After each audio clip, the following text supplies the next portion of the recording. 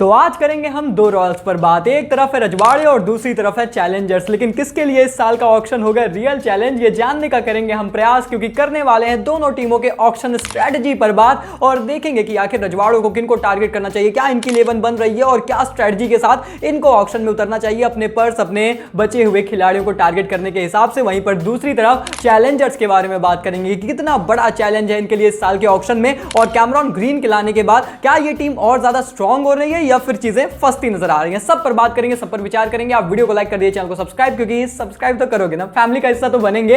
अब 300K के हम बेहद करीब, एकदम दहलीज पर हैं। आपके सब्सक्राइब से आपको पता है कि कितनी खुशी मिलेगी, तो सब्सक्राइब जरूर करें दोस्तों। चलिए शुरुआत करते हैं यहाँ पर रजवाड़ों के साथ, और भैया हम फिर चलेंगे ना ऊपर से थोड़ा सा नीचे होते हुए बैंगलोर की तरफ। लेकिन रजवाड़ों की अगर बात करेंगे तो फटाफट से भैया रिलीज खिलाड़ियों की सूची क्या कहती है? कहती है ना कि भैया बैकअप ही तो रिलीज किया है। जी हाँ दोस्तों, मोस्ट ऑफ द प्लेयर्स जिनको मौका नहीं मिला, बैकअप में थे, उतना अच्छा प्रदर्शन नहीं आया, सिर्फ उन्हीं को रिलीज किया गया है, which is a very good thing from the रजवाड़े, क्योंकि इन्होंने अपना 17 खिलाड़ियों का वो स्ट्रॉन्ग कोर स्क्वाड मतलब रिटेन किया है। पिछले साल भैया टॉप 4 में भी नहीं थे, पर इस टीम को पता है कि ये टीम मतलब ये जो स्क्वाड है ना हमारा, ये परफॉर्म करेगा, ये डिलीवर करेगा, ये सुपरस्टार वाला स्क्वाड है। और भैया बहुत अच्छा, very good decision from this team. लेकिन फिर भी भैया कुछ स्लॉट्स तो फिल करने हैं ना। 14.5 करोड़ की पर्स है, 8 स्लॉट हैं और 3 विदेशी अभी भी लाने हैं, तो फिर समझना पड़ेगा। वो कहते हैं ना सब्जी मंडी में जाओ तो पहले ये पता होना चाहिए कि घर पे कौन सी सब्जी बनने वाली है, यानी कि हमारी जरूरत क्या है। तो जरूरत समझने के लिए प्लेइंग 11 बनानी पड़ेगी। चलिए बनाने का प्रयास करते हैं। देखिए सबसे पहले यशस्वी जायसवाल, जॉस बटलर, संजू सैमसन बिल्कुल फिक्स हैं, लेकिन बैकअप चाहिए। समझ में आ रहा है ना, बैकअप चाहिए भैया। और उसके बाद नंबर 4 की डिबेट आती है। देवदत्त पार्टिकल इसके पहले खेल रहे थे, मैं ओपनली क्रिटिसाइज कर रहा था कि भैया पार्टिकल को खिलाकर ये टैलेंट वेस्ट कर रहे हैं, ये मतलब अपने टीम को वेस्ट कर रहे हैं, एक्चुअली वो अपॉर्चुनिटीज वेस्ट कर रहे हैं और ये अपनी टीम को हरवा भी रहे हैं। वो मतलब नंबर 4 के लिए नहीं बने थे यार। चलिए आपने ट्रेड कर दिया, अच्छा डिसीजन है। अब कौन खेलेगा, सवाल तो इस पर आता है। देखिए काफी लोग बोल रहे हैं ना कि यहां पर तो नंबर 4 पर हैरी ब्रोक चाहिए, यहां पर तो हमें मतलब कोई तगड़ा रचिन रविंद्र चाहिए, ऐसा कोई चाहिए। पर मुझे लगता है कि रजवाड़ी ये भूल जा रहे हैं कि इस टीम के पास भैया डोनोवन फरेरिया वाला सुपरस्टार है, उसको तो आपने इस्तेमाल ही नहीं किया है यार। अभी वो बहुत बड़ा खिलाड़ी है, दक्षिण अफ्रीका से आते हैं, बैटिंग कर सकते हैं, बॉलिंग कर सकते हैं, विकेट कीपिंग कर सकते हैं और ये फील्डिंग लाजवाब करते हैं, बहुत ज्यादा मल्टी डायमेंशनल प्लेयर है। इस्तेमाल करिए। नंबर 4 पर कराना है तो कर लीजिए, या फिर आप as a finisher impact player भी यूज कर सकते हैं। इनफैक्ट आप 3 विदेशी खिला सकते हैं, आपकी टीम में प्लेइंग 11 में आ रहा है, and then you can use him as an impact player. पर इस्तेमाल करिए भैया।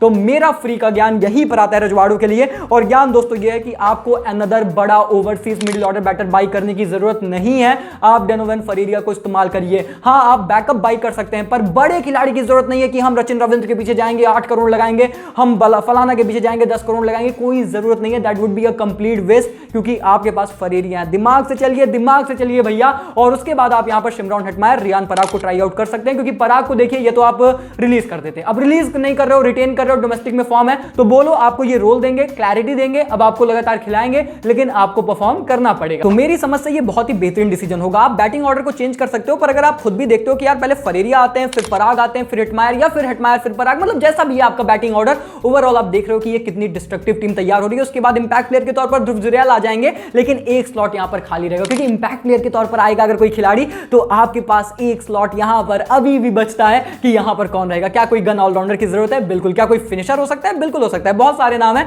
डिस्कस करेंगे। लेकिन इसके बाद फिर से वंस अगेन अश्विन, चहल, बोल्ट, आवेश या फिर प्रसिद्ध खेल जाए, संदीप खेल जाए, आपकी प्लेइंग 11 सॉर्टेड है। बैकअप हर जगह चाहिए, बैकअप की मैं बार बार बात कर रहा हूं, लेकिन इसके अलावा चीजें काफी सॉर्टेड है। तो टारगेट एरिया हमने समझ लिया है। अब चलिए बात कर लेते हैं सीधा इनके स्ट्रैटेजी के बारे में, इनको क्या करना चाहिए। देखिए गन ऑलराउंडर की बात हुई है, पहली बात तो आप मस्ट टारगेट करिए गन ऑलराउंडर। इंडियन भी हो सकता है, ओवरसीज भी हो सकता है, दोनों बातें समझाऊंगा। उसके बाद एक्चुअली ना ये बैकअप फॉरेन और इंडियन पेसर को भी माइंड नहीं करेंगे। फॉरेन पेसर तो बैकअप में चाहिए, इंडियन पेसर रहे भी तो अच्छी बात है, नहीं भी रहे तो कोई उतना तकलीफ नहीं होगी। और उसके बाद एक इंडियन मिडिल ऑर्डर बैटर जरूर ट्राई करिए, ओवरसीज नहीं, Indian middle order batter try करिए, जो आपके लिए बैकअप में प्रोवाइड करे चीजों को, स्टेबिलिटी को, कि पराग नहीं चलते हैं, कोई नहीं चलता है तो अपन दूसरे बंदे को इस्तेमाल कर लेंगे। और उसके बाद बैकअप स्पिनर चाहिए, क्योंकि मुर्गन अश्विन चले गए हैं, तो एक स्पिनर तो बैकअप में चाहिए रहेगा। एक एक्स फैक्टर फिनिशर, अगर आप ऑलराउंडर नहीं लेना चाहते तो ले सकते हैं, हालांकि उतनी जरूरत मेरी समझ नहीं है, पर लिया जा सकता है। एंड इसके बाद 2-3 और आपको बैकअप प्लेयर्स चाहिए रहेंगे अलग अलग स्पॉट्स के लिए, जैसा कि गेंदबाजी में मैंने बताया, ऊपर टॉप ऑर्डर में बताया।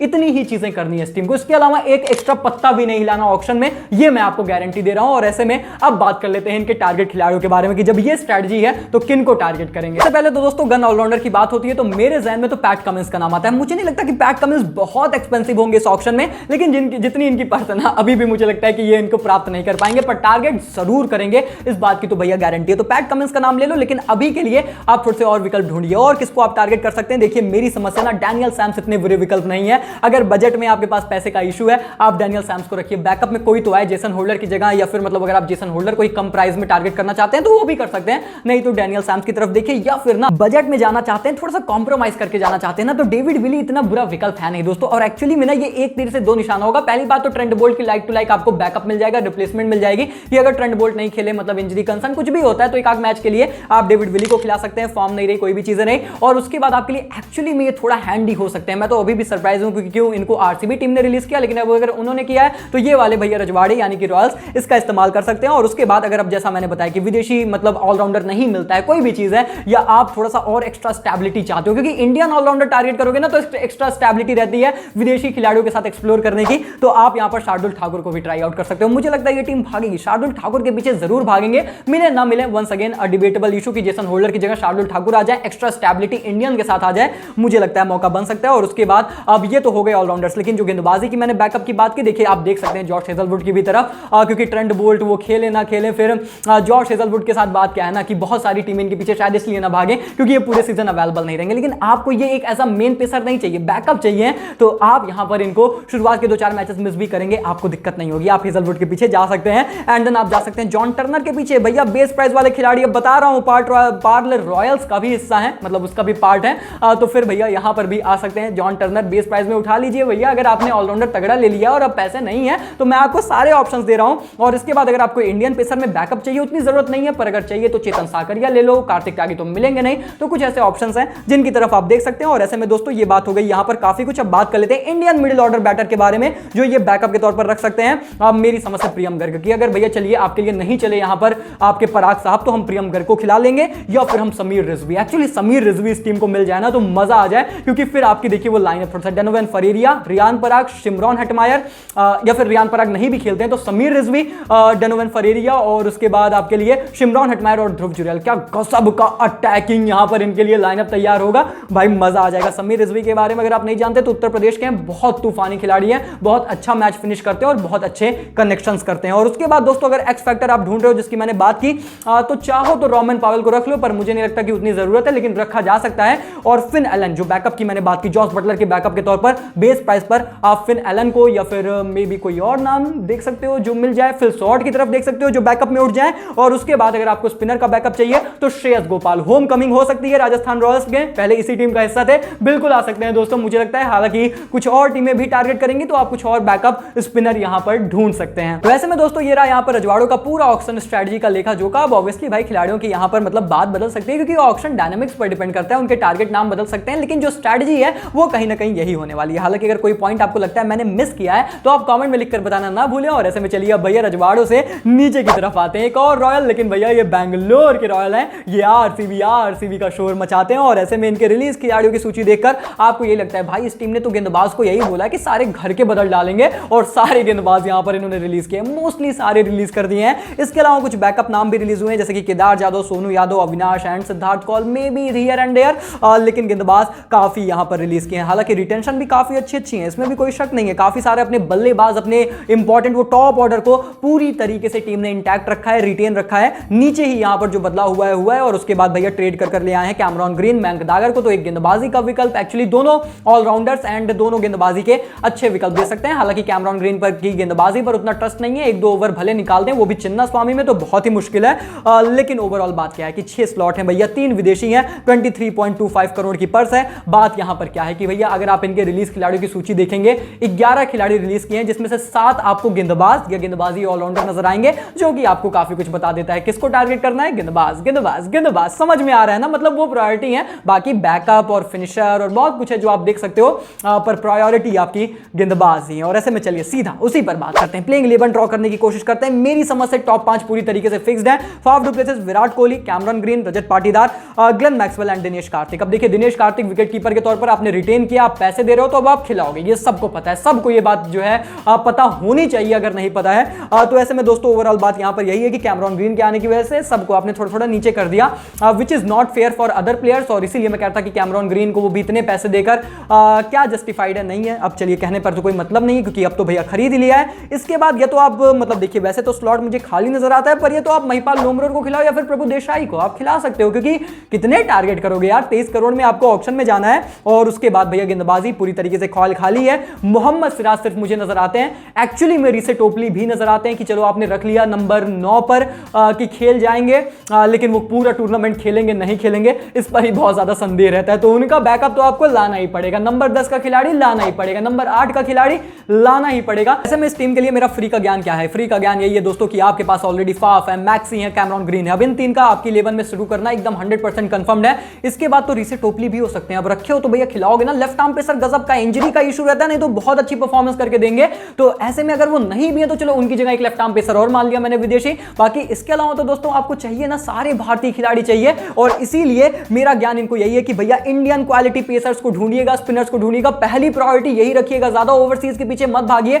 वो बैकअप में ही रह जाएंगे, आप खिला नहीं पाओगे भैया। स्ट्रेटजी से चलो, अगर आरसीबी को ऑक्शन में दिमाग से चलना है ना तभी ये अच्छा स्क्वाड तैयार कर पाएंगे, नहीं तो ये टीम फंस जाएगी। भाई मेरी बात आप ध्यान से सुनिए, समझिए इस चीज को, पूरी तैयारी करके आया हूं। इसीलिए दोस्तों इनके लिए जब मैं स्ट्रेटजी की बात करूंगा तो मेरी समझ से पहला पॉइंट यही है दोस्तों कि क्वालिटी इंडियन पेसर जरूर बाई करिए, ओवरसीज भी रखिए। हालांकि ओवरसीज इंडियन दोनों वही, क्योंकि एक स्लॉट तो अभी भी है ना, टोपली नहीं खेलेंगे तो कोई ना कोई खेलेगा, लेकिन क्वालिटी ओवरसीज और इंडियन पेसर आपके लिए मस्ट है। और बॉलिंग ऑलराउंडर आपको जरूर रखना पड़ेगा, और मोस्टली ट्राई करिए कि वो इंडियन ही होना चाहिए। इसके अलावा क्वालिटी स्पिनर्स भी आपको टीम में जरूर लाने पड़ेंगे, बैकअप के तौर पर फॉरेनर भी रख सकते हो। और उसके बाद अपने, मेरी समझ से कपल ऑफ प्लेयर्स ना आप अपने बाई बैक करने का प्रयास करिए, कोशिश करिए। नहीं खरीद पाएंगे कोई बात नहीं है, दूसरा ढूंढेंगे, पर कोशिश करिएगा। Harshal Patel, Wanindu Hasaranga, you can try it out. और उसके बाद मुझे लगता है कि जेन्युइन फिनिशर भी ये टीम इस्तेमाल कर सकती है इंपैक्ट प्लेयर के तौर पर। अगर ये किसी को हथियार लेते हैं ना तो ये काम कर सकते हैं। तो ओवरऑल जो बात घूम फिर कर आती है, गेंदबाजी, ऑलराउंडर, स्पिनर्स, इन्हीं तरफ आपको ध्यान में देना है। और इसीलिए दोस्तों चलिए बात कर लेते हैं इनके टारगेट प्लेयर खिलाड़ियों को लेकर। सबसे पहले तो दोस्तों भैया आप जाइए भारतीय तगड़ा गेंदबाज, आप भागिए कार्तिक त्यागी के पीछे। और मुझे लगता है ये टीम ऑल आउट जानी चाहिए, नहीं जाएंगे I will be very surprised. मुझे लगता है कार्तिक त्यागी के पीछे भागिए, नहीं मिलते हैं तो शिवम मावी को देखिएगा, क्योंकि उसके बाद आपको थोड़ा सा बजट में देखना पड़ेगा। क्या उमेश यादव की तरफ फिर से देख सकते हैं? आपकी टीम का हिस्सा रहे लेकिन बड़े एक्सपेंसिव रहे थे, हालांकि शुरुआत में कभी कभी बहुत विकेट चटका कर देते थे। तो ऐसे में अब क्योंकि बजट का तो इशू है भाई, वो चीजें आपको समझनी पड़ेंगी। या तो फिर अब आप चाहिए वही जो मैंने बोला, बाई बैक करिए अपने खिलाड़ी हर्षल पटेल को, सस्ते दाम में अगर मिलते हैं तो फिर से एक्वायर कर लीजिए। और या तो फिर आप देखिए शार्दुल ठाकुर की तरफ, क्योंकि दोनों को तो नहीं देखना, या तो हर्षल या तो शार्दुल, एक देखिए। वो मैंने बोला ना बॉलिंग ऑलराउंडर खास तौर पर इंडियन रहेगा, तो आपके एक तीर से दो निशाने हो जाएंगे। जरूर इस टीम को यहां पर ये चीज सोचनी पड़ेगी। और उसके बाद अगर ये भी नहीं मिलते हैं भैया तो सारे बैकअप लेकर आया हूं, आप जाइए अमन हकीम खान के पीछे। वर्क इन प्रोग्रेस है, उतने अच्छे नहीं है अभी काम कर रहे हैं, लेकिन आपको जेन्युइन नीचे हिटिंग दिया कर देंगे और गेंदबाजी अच्छी करते हैं। शुरुआत के 2 ओवर्स अच्छी नई गेंद से डाल सकते हैं, और मुझे लगता है काफी अच्छे डिसेंट बाई होंगे अगर आपको बजट में मिल जाते हैं। ये बात ध्यान में रखिएगा आरसीबी। तो कुल मिलाकर मैंने देखिए पेसर्स के भी ऑप्शन दिए, ऑलराउंडर भी दिया, बैकअप भी दिया कि इतने आप टारगेट करिए, कोई ना कोई तो मिल ही जाएगा। और उसके बाद दोस्तों जैसा मैंने बताया लेफ्ट आर्म पेसर, अगर रिसे टोपली नहीं तो भागेंगे तो ये मिचेल स्टार्क के भी पीछे, इसमें कोई शक संदेह नहीं है। आरसीबी को मैं जितना जानता हूं भागने तो वाले हैं, मिले ना मिले अलग चीज है, मिलेंगे नहीं ऐसा मुझे प्रतीत होता है, पर मिचेल स्टार्क के पीछे ये टीम जरूर जाने वाली है। और अगर नहीं मिलते हैं तो फिर इनका भी बैकअप ले लीजिए भैया, मेरी समझ से जिराट स्वेटजी के पीछे। एक्चुअली ज्यादा प्रायोरिटी आप यही रखिएगा कि जिराट स्वेटजी के पीछे हम जाएंगे। राइट आर्म पेसर आ जाएगा, रिसे टोपली एक लेफ्ट आर्म पेसर मिल जाएगा, आपका यहां पर बहुत ज्यादा काम सेटल हो जाने वाला है। तो ऐसे में आपके पास ऑप्शन रहेगा कि विदेशी चाहे लेफ्ट आर्म खिलाओ चाहे राइट आर्म खिलाओ, जिसको भी प्लेइंग 11 में आप रख सकते हो, आप आसानी से खिला सकते हो। जरूर जिराट स्वेटजी के पीछे जाइए, नहीं मिलते हैं तो बजट में अलजारी जोसेफ मिल जाएंगे, या फिर मे बी फर्गसन भी मिल सकते हैं, क्योंकि शायद बहुत ज्यादा टीम है अब उन पर ट्रस्ट ना दिखाएं। तो ऐसे में आपको समझना पड़ेगा ना कि बजट कम है तो फिर भैया हाथ टाइट है, आपको गेंदबाज तो लाने ही पड़ेंगे। और उसके बाद आप देख सकते हैं ऑलराउंडर्स में अगर बात हो रही है, बॉलिंग ऑलराउंडर, चलिए आपको पेसर कोई बहुत बड़ा बेहतरीन विदेशी नहीं मिलता, आप भारतीय अच्छा एक्वायर कर लेते हो तो बॉलिंग ऑलराउंडर आप देख सकते हो। और मुझे लगता है उसमें पैट कमिंस जरूर आप टारगेट करोगे, शायद ना मिले, मे बी मिल भी जाए। और क्रिस वोक्स को टारगेट करिए, और मेरी समझ से शेन अबॉट की भी तरफ अंडर बजट आप देख सकते हो। और उसके बाद दोस्तों डेविड विली को जरूर इस टीम को टारगेट करना चाहिए। मैं बहुत ही सरप्राइज था कि मात्र 2 करोड़ में आपके साथ थे, आपने फिर भी रिलीज किया, और वो टोपली का बैकअप भी आपके लिए सीधे तौर पर बजट में आ जाएंगे। अगर आप कोई राइट आर्म पेसर तगड़ा टारगेट कर ले रहे हो बड़े प्राइस में, अब आपके पास बजट नहीं है तो लेफ्ट आर्म का बैकअप आप बजट में अच्छे से ला सकते हो भैया डेविड विली के तौर पर। और उसके बाद बात हुई थी यहां पर स्पिनर को लेकर कि क्वालिटी स्पिनर भी आपको चाहिए रहेगा, तो पहले तो आप वनिंदु हसरंगा के पीछे जाओगे, लेकिन मुझे लगता है हैदराबाद भी उनके पीछे भागने वाली है, शायद आप ना प्राप्त कर पाओ। तो ऐसे में आप मुर्गन अश्विन के पीछे जरूर जा सकते हैं। श्रेयस गोपाल की तरफ में भी टीम देख ले, या फिर में भी जैसा मैंने बताया हसरंगा। हालांकि मुजीबुर रहमान के पीछे तो आप नहीं देखोगे, क्योंकि आपके पास ग्लेन मैक्सवेल ऑलरेडी है राइट आर्म ऑफ स्पिन डालने के लिए, तो शायद वो आपको नहीं चाहिए, आपको दूसरी वैरायटी चाहिए, आपको लेग स्पिन चाहिए। I think you can look for these players, क्योंकि बजट में अब भैया भारतीय मुझे बहुत ही कम नाम नजर आते हैं। और उसके बाद अगर आपको जेन्युइन फिनिशर चाहिए ना, तो आप शाहरुख खान या फिर समीर रिजवी की तरफ देख सकते हो, कि अगर आपको महिपाल पर ट्रस्ट नहीं है, आपको दिनेश कार्तिक पर, हालांकि फिर वो विकेट कीपिंग बल्लेबाजी किसी से तो करानी पड़ेगी, तो वो चीजें भी हैं जहन में। लेकिन अगर आपको जेन्युइन फिनिशर देखना है इंपैक्ट प्लेयर के तौर पर, तो आप देख सकते हैं समीर रिजवी की भी तरफ। भैया शाहरुख खान तो शायद बजट के पार चले जाएं, पर रिजवी आपको मिल सकते हैं। तो ऐसे में आरसीबी टीम के लिए ना मेरा ओवरऑल कंक्लूजन बहुत इंपॉर्टेंट है, सुनिएगा जरूर। मुझे ऐसा लगता है कि इस टीम के पास ना पूरा अपॉर्चुनिटी थी कि ऑक्शन को पूरी तरीके से ओन कर सकते थे, पर कैमरॉन ग्रीन की परचेस के बाद ना एक्चुअली इन्होंने अपने आप को एक रिस्की जोन या फिर मैं कह सकता हूं एक टफ जोन में डाल दिया है, जहां से आपके लिए ये बहुत ही जरूरी है कि आपका ऑक्शन बहुत ही बेस्ट जाना चाहिए। आप देख सकते हो कि कितने सारे ऑप्शंस और विकल्प मैंने बताए, क्योंकि मैं खुद कंफ्यूज था यार। 3-4 घंटे मैंने आरसीबी टीम पर दिए हैं, पर मैं बहुत श्योर नहीं हो पाया, क्योंकि दिस इज देयर फेस। ऐसे ये जाएंगे तो ये सक्सेसफुल हो जाएंगे, क्योंकि ऑक्शन में इनको स्ट्रेटजी वाइज जाना है और इनको सक्सेसफुल होना ही पड़ेगा, नहीं तो आपके पास गेंदबाजी ही नहीं रहेगी। तो ये चीजें यहां पर आरसीबी को कहीं ना कहीं समझनी पड़ेगी। तो ऑक्शन आपके लिए बहुत इंपॉर्टेंट है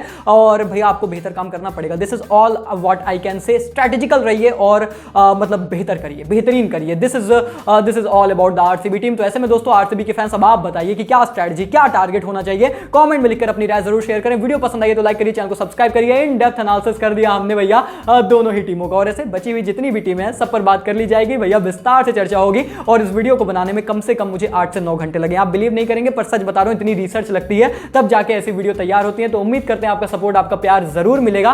वीडियो को लाइक, चैनल को सब्सक्राइब करिए और 300K की हमें फैमिली बनाइए। मिलते हैं तब तक के लिए, take care, good bye, thank you so much.